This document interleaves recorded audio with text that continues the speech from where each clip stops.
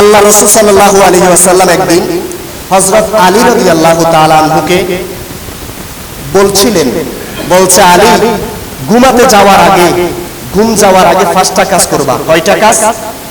পাঁচটা কাজ করবা। আল্লাহ রাসূল বলেন, এক নম্বরে 4000 দিনার সদকা করবা। 4000 দিনার সদকা করবা। দুই নম্বরে ঘুমাতে যাওয়ার আগে এক খতম কোরআন শরীফ পড়বা। সুবহানাল্লাহ বলেন। কয় খতম? এক খতম।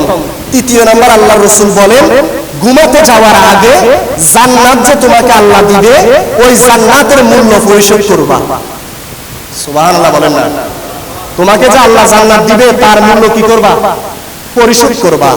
চার নাম্বার আল্লাহ রাসূল সাল্লাল্লাহু আলাইহি ওয়াসাল্লাম বলেন, কোন মানুষ যদি ঝগড়ার ভিতরে থাকে, ঝগড়া ফাসাদ পর্যায়ক্রমের মধ্যে যদি থাকে, আল্লাহ রাসূল বলেন তাদেরকে ঝগড়া সমাধান না করে তুমি ঘুমাতে যেতে পারবে না, তাদের ঝগড়া সমাধান করে ঘুমাতে যাবা। সুবহানাল্লাহ। পঞ্চম নাম্বার আল্লাহ রাসূল সাল্লাল্লাহু আলাইহি ওয়াসাল্লাম বলেন, ঘুমাতে যাওয়ার আগে একবার হজ করবা। সুবহানাল্লাহ বলেন না? ঘুম যাওয়ার আগে কি করবা? একবার হজ করবা।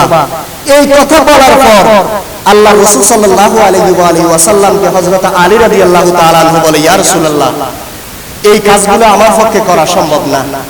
সুবহানাল্লাহ। এই কাজগুলো রাতে কয় ঘন্টা? 12 ঘন্টা সময়, এর ভিতরে আমি ঘুম যাব না 9টা 10টা, এর ভিতরে এত কাজ কিভাবে সম্ভব? আল্লাহ রাসূল যখন বলেছে এই কাজ করা সম্ভব কিনা, কথা বলে না, সম্ভব কিনা? আল্লাহ রাসূল যখন বলেছেন এটার মধ্যে কোনো সন্দেহ আছে? কথা বলে আছে? হযরত আলী রাদিয়াল্লাহু তাআলা আনহুকে আল্লাহ রাসূল ডেকে বললেন, আলী, ঘুম যাওয়ার আগে তোমাকে আমি বলেছি 4000 দিনার সদকা করবা, দান করবা। আল্লাহ রাসূল সাল্লাল্লাহু আলাইহি ওয়াসাল্লাম বলেন, ঘুমাতে যাওয়ার আগে, ঘুম যাওয়ার আগে তুমি 4 বার সূরা ফাতিহা পড়বা। জোরে বলেন না সুবহানাল্লাহ। কয়বার? 4 বার তুমি সূরা ফাতিহা পড়বা। আলী রাদিয়াল্লাহু তাআলা আনহুকে আল্লাহর রাসূল বলেন, তোমার 4000 দিনার সদকা হয়ে যাবে। দ্বিতীয় নাম্বার আল্লাহর রাসূল বললেন, তুমি ঘুমাতে যাওয়ার আগে, ঘুম যাওয়ার আগে এক খতম কোরআন পড়বা। কয় খতম? এক খতম কোরআন পড়বা। বলে, ইয়া রাসূলুল্লাহ, কিভাবে সম্ভব? কোরআন শরীফ পড়লে তো 12 ঘন্টা তো লাগবে। আল্লাহর রাসূল বলেন, ঘুমাতে যাওয়ার আগে, ঘুম যাওয়ার আগে 3 বার সূরা ইখলাস করবা। জোরে বলেন না সুবহানাল্লাহ।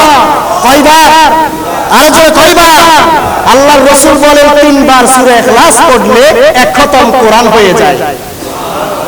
এরপর আল্লাহর রাসূল বলেন, তুমি জান্নাতে যে যাবে, আল্লাহ তো তোমাকে জান্নাত দিবে, কিন্তু ওই জান্নাতের মূল্য পরিশোধ করতে হবে। হযরত আলী বলে, ইয়া রাসূলুল্লাহ, আমার তো তেমন কিছু নাই, আমি কিভাবে জান্নাতের মূল্য পরিশোধ করব? আল্লাহর রাসূল সাল্লাল্লাহু আলাইহি ওয়াসাল্লাম বলেন, ঘুম যাওয়ার আগে 3 বার তোমার রাসূলের উপরে দুরূদ শরীফ পড়বা। কয়বার? আর জোরে কয়বার? 3 বার দুরূদ শরীফ পড়বা, তোমার জান্নাতের মূল্য পরিশোধ হয়ে যাবে। এরপরে চতুর্থ নাম্বার আল্লাহ রাসূল সাল্লাল্লাহু আলাইহি ওয়াসাল্লাম বলেন, মানুষ দুইজনের ভিতরে যে ঝগড়া ফাসাদ আছে, সমাধান না করে ঘুমানোর জন্য যাবে না। আল্লাহ রাসূল বলেন, আমি চেষ্টা করব, যদি না হয়। আল্লাহ রাসূল বলেন, একটা ইবাদত করলে তার সমাধান হয়ে যাবে। রাসূল সাল্লাল্লাহু আলাইহি ওয়াসাল্লাম বলেন, ঘুম যাওয়ার আগে 10 বার আস্তাগফিরুল্লাহ পড়বা। কয়বার? কি পড়তে হবে? আস্তাগফিরুল্লাহ। কয়বার? 10 বার পড়লে দুইজনের ঝগড়া সমাধান হয়ে যাবে। এরপরে পঞ্চম নম্বরে বলে, তুমি একটা হজ করে ঘুমাতে যাবে। কয়টা হজ? একটা হজ করে ঘুমাতে যাবে। আল্লাহ রাসূলকে বলে, ইয়া রাসূলুল্লাহ, কোথায় মদিনা, কোথায় কাবা শরীফ, সেখানে গিয়ে আমি কিভাবে হজ করে আসবো এই রাতের ভিতরে? আল্লাহ রাসূল সাল্লাল্লাহু আলাইহি ওয়াসাল্লাম বলেন, ঘুম যাওয়ার সময় সর্বশেষ পঞ্চম নাম্বার আল্লাহ রাসূল বলেন, কালিমায়ে শাহাদাত একবার পাঠ করবা। কয়বার? আল্লাহর রাসূল বলেন, একবার কালিমায়ে শাহাদাত পড়লে তোমার একটা হজ আদায় হয়ে যাবে। তাহলে কাজ কয়টা? কথা বল না, কয়টা? 5টা কাজ। এই কাজ কি আমরা চাইলে করতে পারি না? কথা বল না, পারি কিনা? একবার সহজ। আপনি ঘুমাতে যাওয়ার আগে 4 বার আলহামদু শরীফ পড়বেন। এক নম্বরে কয়বার? ঘুম যাওয়ার আগে 4 বার আলহামদু শরীফ পড়বেন। দ্বিতীয়বার 3 বার ইখলাস শরীফ পড়বেন। তৃতীয়বার 3টা দুরূদ শরীফ পড়বেন। চতুর্থবার 10 বার আস্তাগফিরুল্লাহ পড়বেন। পঞ্চমবার কালেমায়ে শাহাদাত পড়ে আপনি ঘুমাতে যাবেন।